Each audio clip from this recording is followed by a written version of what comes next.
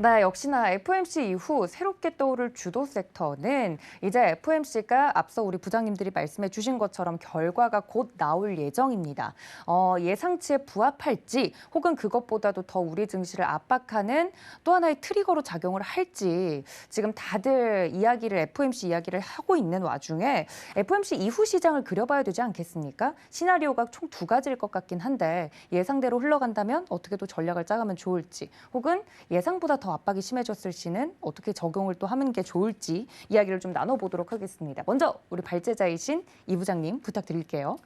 네, 일단 뭐 여러분들 뉴스 보셔서 잘 알고 계신 것처럼 지금 시장에서는 이제 인플레이션 압력이 굉장히 좀 커진 상황이죠. 네.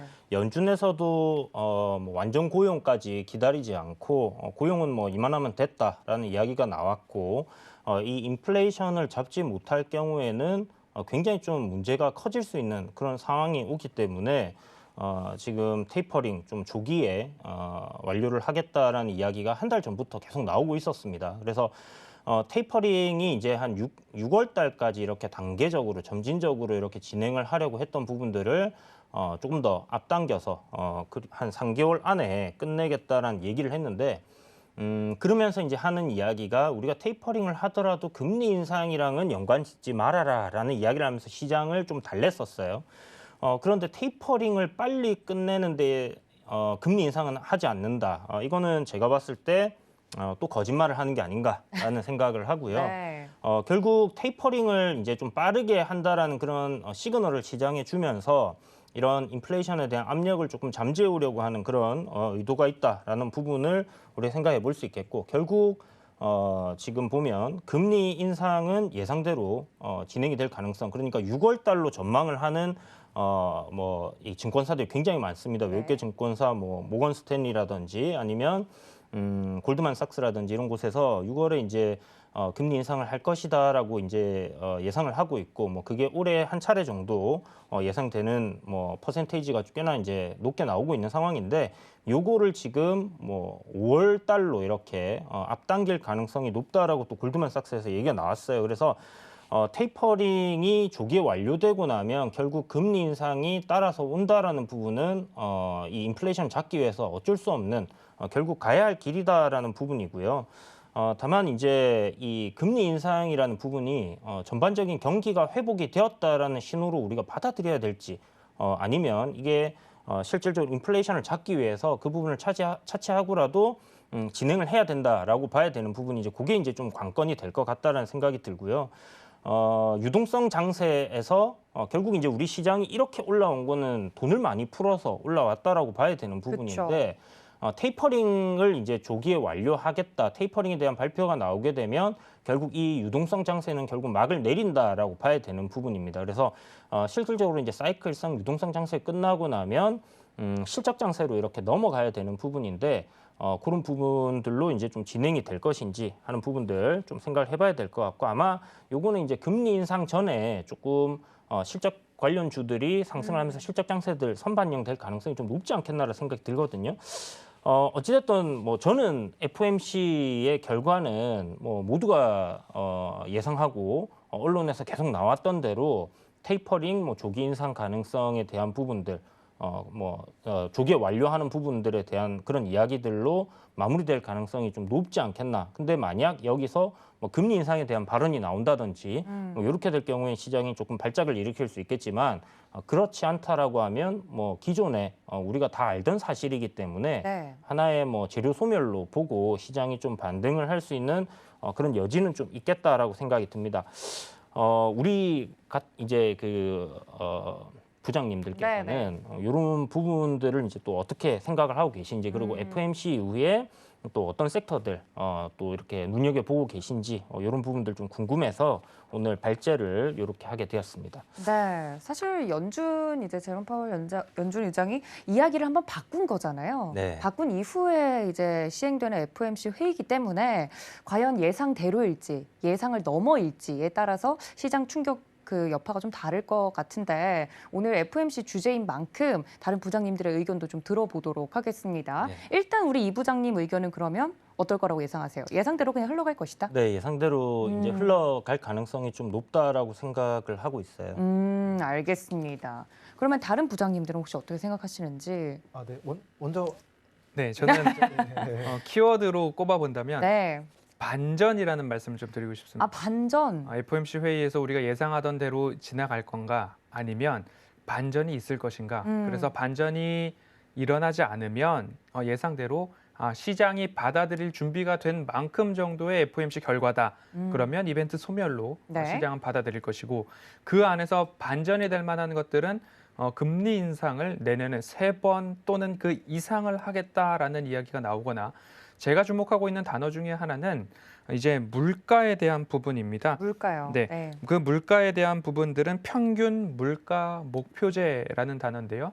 그 부분들은 이제 연준이 2% 정도는 용인할 수 있는 인플레이션이다라고 정해놓은 물가 기준인데 이 부분들이 뭐 6.9%까지 막 올라가고 하니까 이제는 그거 틀린 것 아니냐라는 압박들이 많이 나오고 있습니다. 하지만 파월이 이를 견디고 우리는 인내심을 발휘하고 있다. 그리고 뭔가 조치가 필요할 때에는 그 조치를 취하겠다라는 이야기는 꾸준하게 이어져 오고 있는데 파월이 재임명 전에는 비둘기적인 파월이다라는 이야기를 하다가 조금씩 뭔가 인플레이션 그리고 일시적이다라는 그런 모습들을 하나씩 포기하려고 할 때에는 이제는 비둘기와 매를 합쳐서 매둘기 아니냐라는 이야기도 하다가 네. 이제 재지명이 되고 나서는 예전의 파월은 잊어라. 이제는 인플레이션 파이터로서 파월이 되었다. 뭐 이런 이야기가 나오고 있어서 저는 키워드로 꼽자면 반전이 있나 없나 그 부분을 한번 좀 짚어보고 싶습니다. 반전 유무가 중요하다. 네. 키워드로 꼽자면 반전 정도가 될 것 같다라고 허 부장님은 정리를 해주셨고요. 우리 민 부장님은 키워드로 좀 정리를 하자면. 네, 일단 뭐 오미크론에 대한 확산 우려, 금리 인상에 대한 우려는 현재 지금 미국 증시와 우리나라 증시에 좀 선반영되어 있다. 그래서 저는 핵심 키워드를 선반영이라고 좀 키워드를 잡아봤습니다. 마법의 단어긴 하죠. 선반영이. 네, 그렇죠? 맞습니다. 일단은 뭐 제가 그렇게 생각하는 이유에 대해서 먼저 미국 나스닥 기술주의 차트를 좀 보고 가도록 하겠습니다.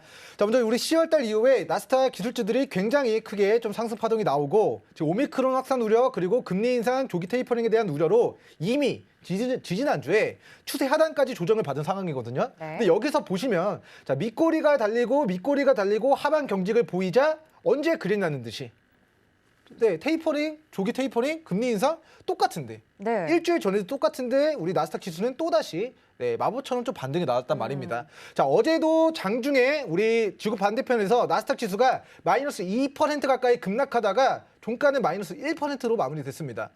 사실은 마이너스 1%도 누군가에게는 굉장히 공포스러운 낙폭일 수 있지만 그럴 수 있죠. 자, 이제 면밀하게 좀 살펴보시면은 자, 마이너스 2%까지 무너지다가 이게 종가 1%로 마무리가 됐다는 것의 의미는 저점에서 1%의 낙폭을 회복하는 형태로 분봉상으로는 반등이 들어왔다라는 부분에 저는 주목을 하고 있는데요. 자, 어찌됐건 과거 지지난주 폭락장에서도 자, 추세 하단에서 밑꼬리가 달리고 이틀 동안 저점이 다지어지면서 반등이 나왔는데 자, 지금 새벽 시간입니다. 네, 지금 밤 넘어가면 우리 허만석 산업부장님께서도 네. 말씀을 해주셨지만 네. 이제 오후 새벽 4시경 우리 결과물들이 나오게 될 텐데 그 결과물에 따라서 미국 나스닥 지수가 지켜줘야 될 우리 주요한 지지 구간만 이탈하지 않는다면 방향성은 불확실성 해소로 인한 저는 상방의 무게를 두고 가도록 하고요. 증시에서는 악재나 호재나 뭐 이런 부분들이 사실 뭐 어디서 나오느냐가 중요한데 우리 추세 하단에서 악재가 나오더라도 그 악재가 바닥에서 나온 거라고 한다면 어떻게 보면은 악재 해소로 이게 상승이 나올 수도 있고 고점에서는 호재가 나와도 그 호재가 재료 소멸로 빠질 수도 있는 정말 마법 같은 시장이 우리 주식 시장인데요. 일단은 가장 큰 악재는 우리 주식 시장에서 불확실성입니다. 근데 그 불확실성이 목요일 새벽 4시 정도 이후에는 그 불확실성이 어느 정도 안개가 거쳐져 나가기 때문에 그 이후의 방향성 어디로 잡아질 것인가 저는 나스닥 지수가 직전의 일봉상 저가를 깨느냐 아니면 여기를 지지받고 U커브 혹은 V자 형태로 좀 반등이 들어오느냐 미국 증시 기술주의 방향성에 좀 주목하실 필요가 있지 않을까라는 좀 견해를 밝혀드리겠습니다. 알겠습니다. 민 부장님의 키워드는 선반영이다 이야기를 해주셨고요. 우리 발자자신 이 부장님도 키워드로 좀 정리를 해주시자면. 저는 이제 FOMC를 생각을 했을 때는 다음 중요한 키워드는 이제 금리 인상이라고 금리 생각이 인상. 돼요. 아무래도 네. 테이퍼링은 뭐 한다는 얘기 벌써 결정되어 있는 그럼요. 네, 거고 할 거고요. 얼마나 네. 이제 단계적으로 해 가느냐가 요번에 이제 나오는 관건이기 때문에 그 부분은 뭐 예상되는 바대로 좀 진행이 될 것 같다는 생각이 들고 일단 금리 인상이 이제 중요한데 이 금리 인상을 한다라는 건 아까도 말씀을 드렸지만 우리가 장기적인 관점에서는 시장이 우상향할 거다라는 부분에는 뭐 저도 동의를 합니다. 그런데 우리가 2008년도에 금융 위기를 한번 크게 겪고 나서 첫 번째로 금리 인상을 했던 시기가 2015년이었어요. 한 7년 정도 이제 제로 금리로 이렇게 유지를 해오다가 그때 이제 2015년 들어서 이런 긴축에 대한 이야기들, 테이퍼링에 대한 이야기들이 나오고 금리 인상을 실질적으로 진행을 했을 때 증시가 꽤나 폭락을 했었습니다. 그래서 단기적으로는 뭐 금리 인상을 하게 되는 시점에는 한 차례 충격을 받을 수도 있다라는 부분을 좀 생각을 해둬야 될 것 같고요. 분명히 이제 이런 부분들은 결국 뭐 단기적인 악재로 우리가 받아들여야 되는 부분이기 때문에 이후 실적 장세로 이렇게 도래하면서 굉장히 좀 큰 폭의 시장의 상승이 나왔거든요. 그래서 뭐 만약 역사가 반복이 된다라고 한다라면 네. 제 생각에는 한 3월까지는 일단 뭐 테이퍼링 진행되는 동안에는 시장이 괜찮은 흐름이 좀 이어질 것 같고요.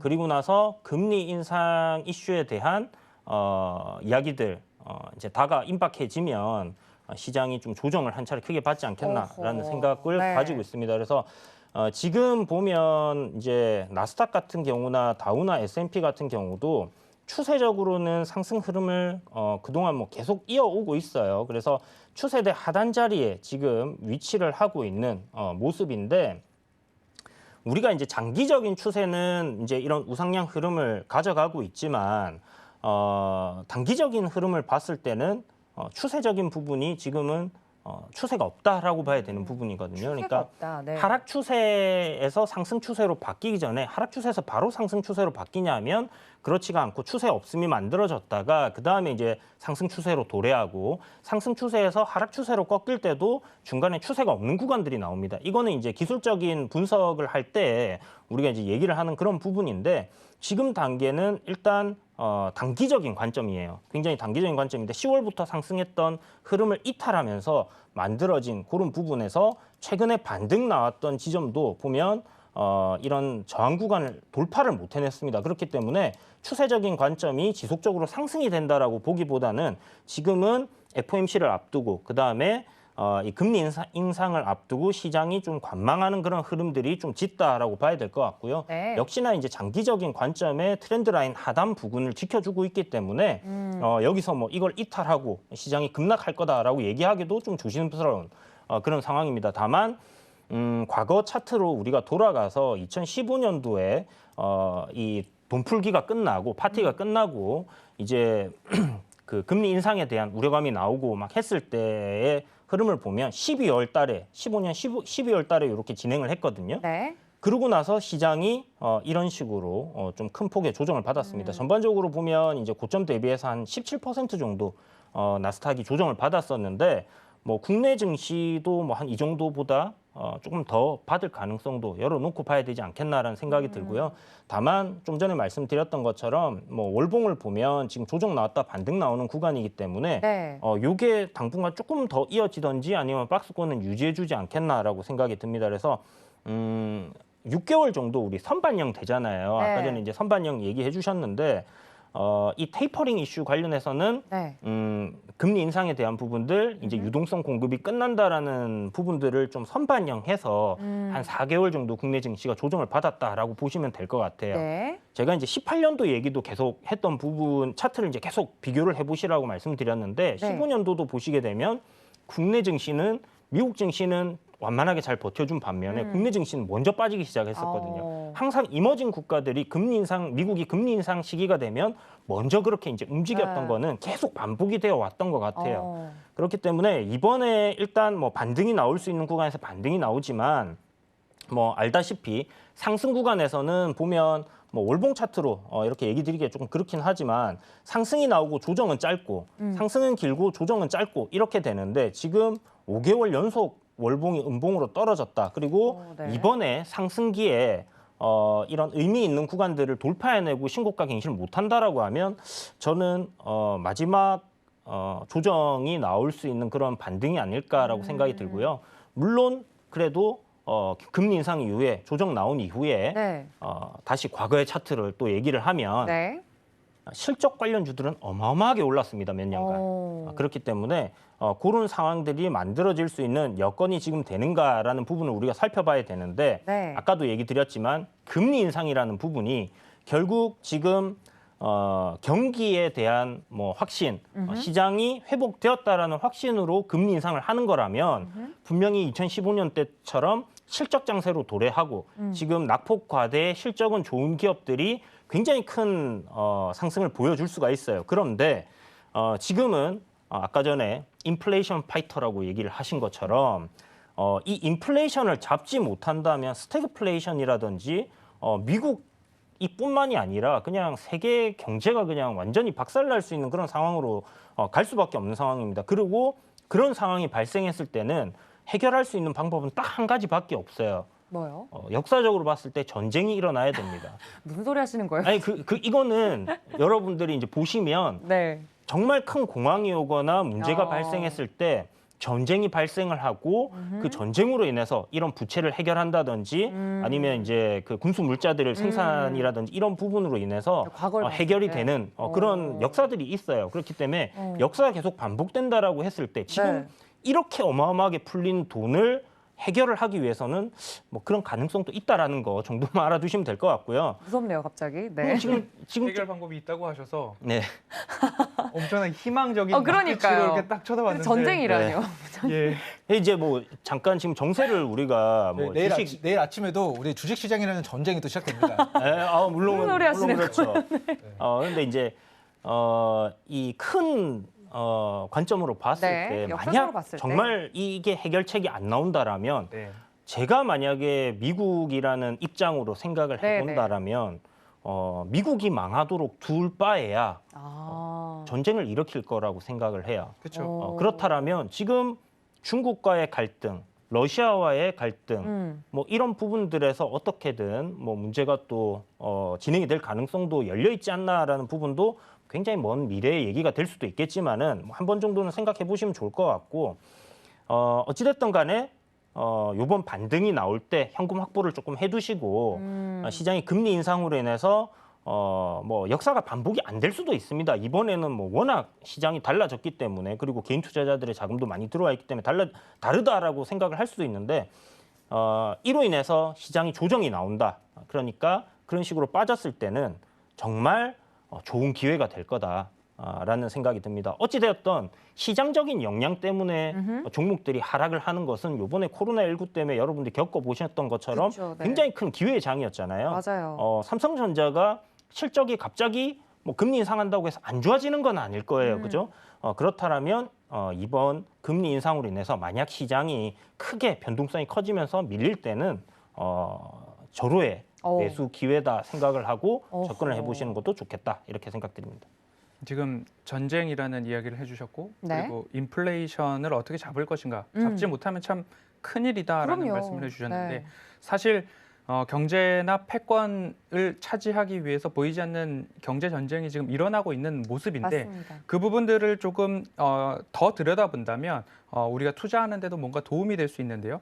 예를 들자면 미국에서는 자국 내에서는 인플레이션 압박이 오고 정치적으로도 뭐 지지율 압박들이 오고 있어서 인플레이션이나 테이퍼링 이런 것들을 좀 서두르는 모습들이 나오고 있습니다. 테이퍼링과 금리 인상을 서두르면 서두를수록 신흥국에는 압박이 갈 수 있고 중국도 마찬가지로 달러 강세가 일어나서 달러가 백투더 아메리카 미국으로 돌아가게 된다면 중국도 거기에 대한 충격파를 받을 수밖에 없는 상황이죠. 미국은 인플레이션이지만 중국은 현재 스태그플레이션 위기에 놓여져 있습니다. 생산산 물가지수도 미국만큼 높아졌고 한 부분들이 있어서 중국에서 지금 하고 있는 조치들은 지준율 인하를 했죠. 그러면 중국 자국 내에 지급 준비율을 낮췄기 때문에 유동성 공급 효과가 발생이 되죠.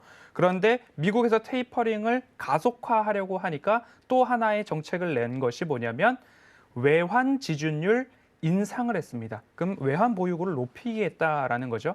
미국으로 달러가 돌아가기 전에 우리는 외환 보유고를 늘려가겠다라는 것이 각자 서로 정책을 내면서 하나하나 발맞춰서 나아가고 있는 거죠. 이것이 보이지 않는 경제 전쟁으로도 볼 수 있는데 제가 반전이라는 말씀을 드리면서 평균 물가 목표제를 말씀을 드렸습니다. 여기서 이제 파월의 입에서 평균 물가 목표제가 나오면 이번 FOMC는 일어나지 않을 일이 일어났다라고 좀 볼 포인트 중에 하나가 평균 물가 목표제입니다. 이 평균 물가 목표제라는 게 연준이 장기 물가 상승률을 한 2% 정도로 책정을 해놓고 여기서 우리는 기준을 삼고 통화 정책을 실행을 하겠다라고 한 장기 목표 물가죠. 그런데 이미 이것을 넘어선 지 한참 지났습니다. 그럼에도 불구하고 연준은 우리는 인내심을 갖고 결국엔 돌아올 거야라는 스탠스를 유지를 하고 있는데 여기에 지지율이 떨어지자 정치권에서 그리고 경제에서도 위험하다라는 신호를 연준에게 압박을 가하고 있어서 파월이 혹시나 인내심을 저버리고 매파적 발언을 넘어선 뭔가 과격한 발언이나 금리 인상을 4번 정도 한다라는 이야기가 나오고 거기에 더해서 평균 물가 목표제가 연준이 잘못한 거다라고 시인하는 결과가 나온다면 네. 앞서 말씀하신 대로 돌이킬 수 없는 어마어마한 사태가 벌어지는 것이기 때문에 이는 일어날 가능성이 굉장히 희박하지만 그래도. 이러한 네. 이야기가 나오면 굉장히 심각해지는 FOMC가 될 수 그렇죠. 있는 거기 때문에 평균 물가 목표제가 뭔가는 한 번씩 짚어보고 생각해 보시고 중국과 미국이 이래서 인플레이션과 테이퍼링 금리 인상을 아주 치밀하게 서로 하나씩 카드를 열고 있다. 이런 부분으로 이해를 해보셔서 이번 FOMC에 대한 해설 자료 보도들이 나오면 꼼꼼히 한번 살펴보시면 그 안에서도 세계 경제가 이렇게 돌아가고 있구나 그런 것들 하나씩 좀 축적해 놓으시면 시장을 대응하실 때 그리고 반기 6개월 이상 시장을 바라보실 때에 기본적인 스탠스와 시나리오를 짜시는 데 좀 도움이 되실 수 있다라는 말씀을 이번 FOMC 전에 꼭 드리고 싶었습니다. 네, 파월 연준 의장이 스탠스를 바꾼 뒤 처음 시행되는 FOMC 회의인데 그 안에서 결과가 앞으로 나올 예정인데 꼽아볼 만한 키워드들 그리고 저희가 왜 거시경제를 좀 공부를 해야 되는지에 대해서 부장님들이 좀 자세하게 이야기를 해드린 것 같습니다. 저도 한마디만 좀 덧붙이면은 네네. 우리 이제 테마 부장님께서 인플레이션을 잡는 수 있는 방법이 이제 전쟁이라고 좀 이야기를 해주셨는데 일단은 전 세계적으로 위기 사태가 도래하면 자산 가격이 무너지게 됩니다. 네, 그렇죠. 그렇기 때문에 자연스럽게 인플레이션이 해소가 되는데 사실 그 과정에서 폭락장의 끝에서 바닥에 잡으면 그건 정말 부의 이동이지만 그 폭락장을 피해야 된다는 관점에서 계속해서 좀 추적을 해주실 필요가 있을 것 같고요. 네. 작년 같은 경우는 코로나19 바이러스와의 전쟁이 터져서 그랬죠. 어떻게 보면은 뭐 상승을 했었던 증시가 인플레이션 다 해소되고 오히려 싸게 살 수 있는 그런 기회가 오지 않았나 싶습니다. 그리고 이제 개인적으로는 2018년도 연초만 하더라도 금리 인상에 대한 이슈들이 화두로 떠올랐어요. 하지만 미중 무역 전쟁이라는 갈등 때문에 못했고 또 이런 뭐 3차 무역 갈등 뭐 이런 걸로 인해서 못하다가 코로나 때문에 또 못하다가 이번에 드디어 하려고 하는데 또 오미크론에 대한 우려들 뭐 여러 가지 뭐 위기 상황들이 도래하면 이 금리 인상 했다고 했다 하더라도 번복하고 또다시 유동성을 공급할 수 있는 그런 상황이 좀 나타날 수 있지 않을까라는 좀 견해를 밝혀드리고요. 일단 이거는 조금 개인적으로 좀 전해드리고 싶은 부분이 있는데 네네. 일단은 뭐 그거는 뒤에서. 우리 병목 현상에 대한 거는 네네. 후에 좀 이야기를 드리도록 하겠습니다. 알겠습니다. 자, 그러면 다음 이슈로 좀 넘어가 보도록 하죠. FOMC로 이제 화두를 던지셨지만 중요한 건 이제 FOMC 이후에 어떤 섹터나 종목들에 그럼 집중을 해야 되는가? 금리 인상이 단행이 될 것이고 그게 언제, 얼마나, 몇 회에 거쳐서 언제까지 진행이 될 건지에 대한 이야기들에 따라서 시나리오가 달라질 수 있을 것 같은데 아까 이 부장님은 이렇게 흘러가면 실적 장세가 올 수도 있다라는 이야기를 또 하나의 시나리오로 제시를 해드렸고요. 앞으로 좀 부장님들이 보고 계시는 섹터 어느 쪽을 좀 보고 계시는지 궁금합니다. 먼저 발제자이신 이 부장님. 네, 뭐 제가 생각할 때 실적 장세 일단 뭐 단기적으로는 지금 뭐 주도 섹터인 코로나19 관련된 부분들 왜냐하면 이게 지금 어떻게 시장에 좀 전에 이제 얘기해 주셨던 것처럼 네. 금리 인상은 해야 되는 게 맞는데 이게 지금 새로운 변이가 나오고 확진자는 다시 폭증을 하고 있고 네. 이런 상황 때문에 어떻게 지금 연준이 스탠스를 좀 이것 때문에 달라질 수 있을까 하는 생각은 있습니다. 그러나 인플레이션이라는 부분은 지금 눈에 보이는 상황이고요. 뭐 우리나라뿐만이 아니라 전 세계적인 그런 상황이기 때문에 결국은 뭐 금리 인상 쪽으로 가야 되는 부분이 될 거다라고 생각이 들고 그렇다라면 금리 인상이라는 게 다가온다라는 것은 분명히 부담으로 작용을 할 수 있는 부분입니다. 그렇다면 단기간 동안 개별주들 그러니까 특히 시장이 이제 이슈나 수급이 쏠리는 그런 섹터로 봐야 된다라고 생각이 들고요.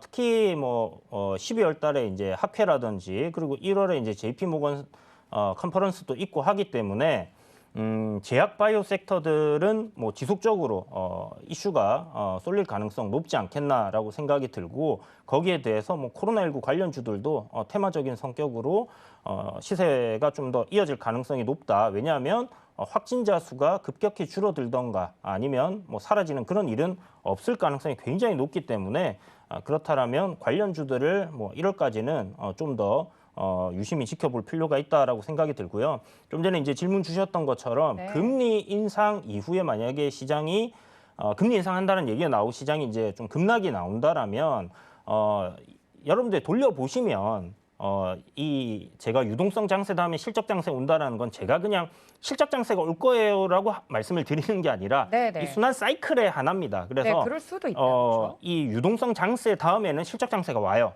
오는데 결국 이 유동성을 회수하고 경기가 회복되었다라는 자신감에 연준이 금리를 올리는 게 아니라면 과연 어떻게 될 것인가 하는 부분을 생각해 봐야 된다는 거죠. 그러니까 하나의 결국 사이클상은 실적 장세가 맞지만 하나의 뭔가 우리가 알지 못하는 이 변이 바이러스라든지 코로나19라는 전염병 때문에 요게 하나의 이제 변수가 될 수 있다라는 거를 인지해 두시고 어찌됐든 그 변수는 작동이 안 할 수도 있는 거고 작동할 수도 있는 겁니다.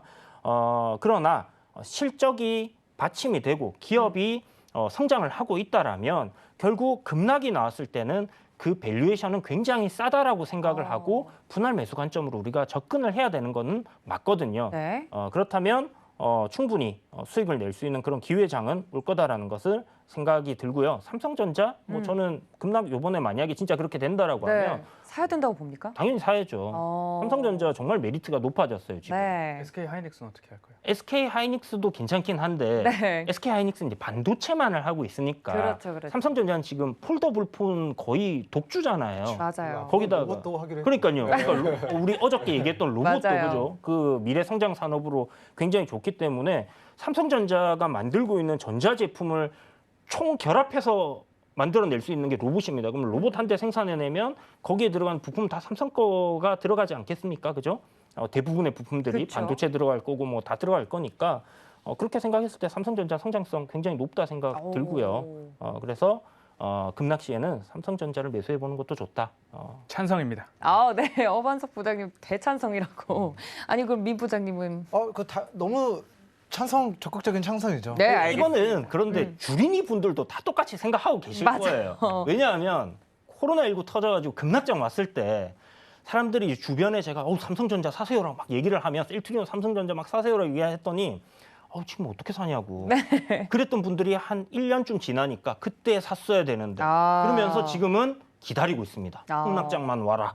알겠습니다. 지금 다들 동등한 기회가 주어지는 시간이 올 것 같은데 우리 허 부장님은 어디를 좀 봐야 된다고 보세요? 방금 삼성전자에 낙폭이 나오면 샀어야 된다. 또는 이번에도 낙폭이 나오면 사라라고 말씀을 해주셨던 것처럼 저는 이번 FOMC에서 뭔가 변동성이 확대된다면 이것을 보십시오라는 키워드로 과대낙폭주 보십시오라고 과대낙폭주. 말씀을 드립니다. 동일한 이야기입니다. 그래서 그간 산업부 발제를 통해서 말씀드렸던 섹터를 간단하게 짚어보면 IT 부품 쪽으로의 카메라 모듈, 삼성전기랑 파트로 말씀을 드렸고요. 통신 장비주로는 RFHIC나 RF 머티리얼즈 그리고 서진 시스템 좀 말씀을 드렸죠. 음식료나 리오프닝도 지금은 국내 확진자가 어마어마하지만 결국 우리가 갈 곳이다라고 이해를 해보시면 좋을 것 같고요. CJ제일제당과 하이트진로 같은 경우에도 CJ제일제당 좋은 반등의 흐름이 나오고 있죠. 왜냐하면 언택트와 컨택트 모두 다 가능한 기업이 CJ제일제당이었다라는 이야기는 누누이 드리고 있었습니다. 네. 그리고 나서 반도체죠.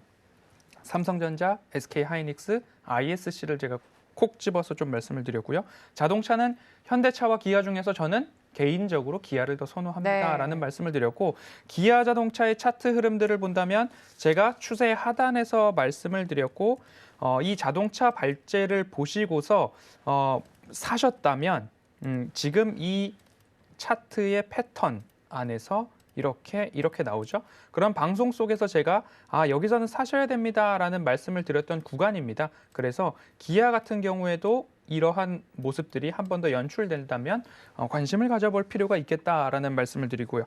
그 다음으로는 은행주 말씀을 드렸죠. 은행주도 추세 하단에서 시장이 조금 꺾였을 때 뭐 KB금융, 신한지주, 기업은행 모두 다 드렸고 그 이후에 3에서 4% 이상의 상승률은 좀 보여주었기 때문에 과대 낙폭주를 이번 FOMC에서도 좀 살펴보는 게 좋겠다라는 것으로 좀 정리를 해보겠습니다. 네, 자세하게 좀 여러 섹터를 이야기를 해드렸는데 한마디로 과대 낙폭주를 좀 집중해서 보는 것이 좋겠다 이야기를 드렸습니다. 자, 우리 민 부장님은 어느 쪽 보고 계세요? 네, 일단은 뭐 저는 이제 좀 세 가지 주제를 좀 이야기 드리고 싶습니다. 일단은 우리 그 금리 인상을 한다는 부분이 인플레이션을 잡기 위함인데 지금 인플레이션이 발생하는 이유는 무엇입니까? 작년 코로나 바이러스와의 전쟁을 치르면서 공급 업체들이 도산했습니다.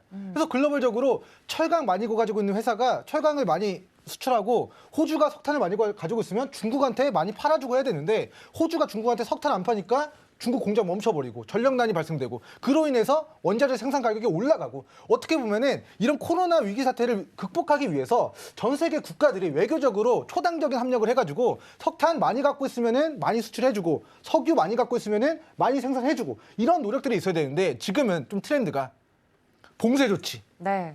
뭔가 우리가 많이 갖고 있는 거를 또 수출 안 해주고 이런 원자재 가격, 원자재 이런 부분들을 잘하고 있는 거를 서로 윈윈하는 관계, 공생관계가 돼야 되는데 미중 무역 전쟁을 시작점으로 해가지고 서로 이런 원자재 공급망에 대한 부분을 무기화시키고 있기 때문에 이런 인플레이션 현상이 더욱 가속화되고 있다고 생각을 합니다. 그래서 이런 부분들은 굉장히 좀 아쉽다. 만약에 내가 대통령이라면 내가 미국의 대통령이라면 네. 그래도 이제 이런 부분들을 좀 해결하기 위해 노력을 할 텐데 네. 인플레이션을 해결하기 위해서 금리만 높인다고 해서 막상 이 병목 현상이 해소가 될까라는 의문 제기를 저는 첫 번째로 해드리도록 하고요. 네. 일단 우리 두 번째 이슈는 이제 금리 인상이 되게 되면은 첫 번째, 두 번째는 큰 타격이 없습니다.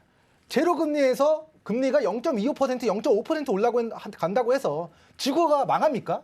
아니거든요. 그러면은 더 금리가 쭉쭉쭉 올라가기 전에 내가 대출이 막히기 전에 내가 금리가 더 높아지기 전에 더 많은 유동성을 끌어와야지라는 그 움직임들이 있을 수 있기 때문에 2018년도 연말 우리 정정하겠습니다. 2017년도 연말에서 2018년도 연초 금리 인상 한다고 했을 때 그때 유동성이 더 공급이 됐던 것처럼 금리 인상 본격적으로 시작되는 시점에는 지금 이제 시작된다. 앞으로는 더 올라간다. 지금 대출을 받아야 된다라는 유동성이 한번 부각이 될 수 있고 그때 증시가 저는 최고점을 찍고 낙폭을 가져가게 될 것이다. 두 번째고요. 자, 금리 인상 수혜주는 명확합니다. 그렇죠. 네, 은행주, 보험주, 증권주, 고배당 진행해주는 종목들 그리고 많이 나의 자산을, 나의 돈을 대출해준 종목들.